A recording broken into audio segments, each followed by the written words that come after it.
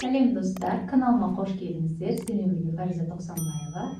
Бүгінгі видеода сіздерге мына мольберттегі осы табличка қайдан алуға болады, неден жасауға болады, және де мына надписті қалай жабыстыруға болады, соның бәрін көрсететін боламын, бөлісетін боламын.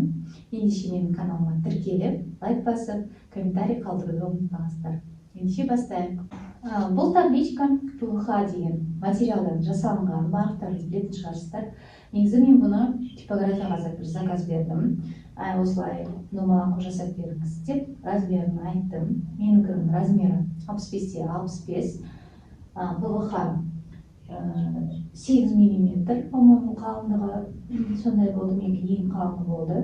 Мен өстіп домалақ кесіп берді ол кісілер өздері. Соған менен 6,5 теңге алды осы размерге. Негізі өздеріңіз ПВХ лист алып, үйден жасасаңыздар да болады, өсіп домалақ кесіп. Көбісі сөйтіп өздері жасап жатады. Бұл ПВХ плюстар мен минустарын айтып кетейін. Плюстары өте жеңіл, осындай неше түрлі надпистер жабыстыруға болады. Қолжетімді, например, любой жерден алуға болады. Минусы енді бұл тез кіре қалады, сол минус. И және де хрупкий, сынқалуы мүмкін тез. Тез кіре қалады, мен уже неше рет байландым. 5 рет байланған шығармын, уже бетім бәрі кір болып, ластанып, аракалдың ізі қалып сөйтіп қалды. Енді мен бұны лақтырмаймын. Мен бұның бетіне ақ баннер шығарып аламын, типографиядан айтпақ. И соны жабыстырамын деп шештім. И сол жабыстырған ақ баннер, как осы ПВХ-ның беті сияқты болып тұра береді. И соған мен аракал жабыстырып, баннер жабыстырып, арқарда жұмыс істей беретін боламын. Өйткені каждый раз 6,5 теңгеге шығарып тұру, ол әрине кішкене невыгодно деп ойлаймын. Осы енді ары-қаратай осы аракал деген надписті қалай жабыстыру керек, оны қайдан алу керек, сол туралы видео көресіздер. Надписіміз осындай. Аракал деген затқа шығарылады. Оны мен типографиядан заказ бердім. Типографияға аракалға осылай жазу жазып беріңіз десеңіздер, өздері жазып береді. Маған осындай Ясмин қырқынан шығару деген надпистің өзі 1,5 теңге, 1,200 теңге сондайға жасап береді. Енді бұны жабыстыру үшін бізге осындай монтажная пленка деген тоже зат керек. Оны тоже типографиядан аламын. Бар болғаны 500 теңге. Қасына қосып сал жібереді. Бұны қазір қалай пайдалану керек, соның бәрін көрсететін боламын.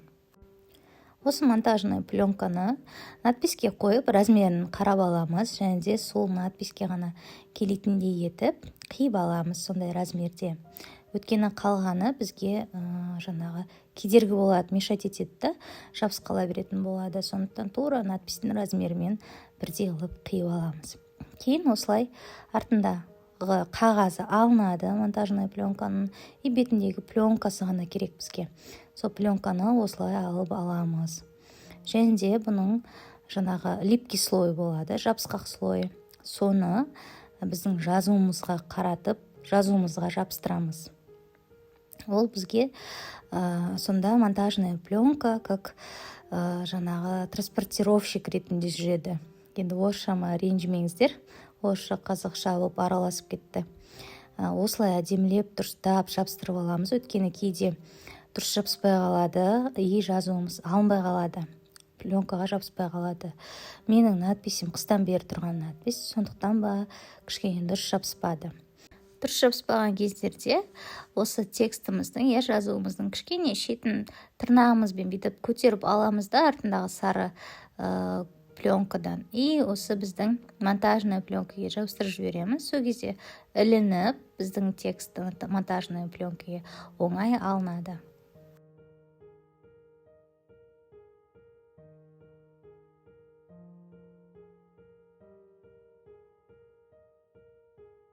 Неке біздің жазуымыз монтажный пленкаға жабысты. Енді осыны біз осы табличкамызға жабыстырамыз. Дұрыстап, қисық болмайтындай, дұрыстап бәрін қарап аламыз. Ана коронамен примерно параллельно алсаңыздар да болады. Сізге қай жерге дұрыс, ортасына болсын, төбесіне болсын, главное қисық болмау керек. Солайынан жабыстырып шығасыздар. Жазуымызды жабыстырғаннан кейін үстінен қатты басып шығамыз. Осылай өткені текстіміз табличкаға жақсылап тұрып жабысу керек.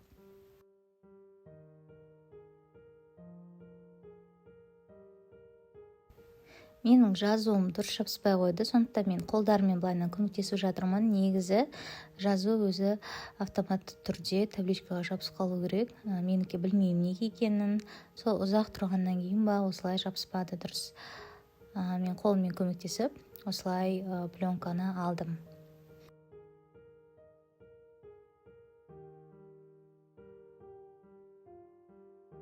Жазуымыз біздің табличкаға жабысты, бетіндегі пленканы алып тастадық. Енді Ясмин деген жазудың ортасында керек емес аракалды да алып тастаймыз.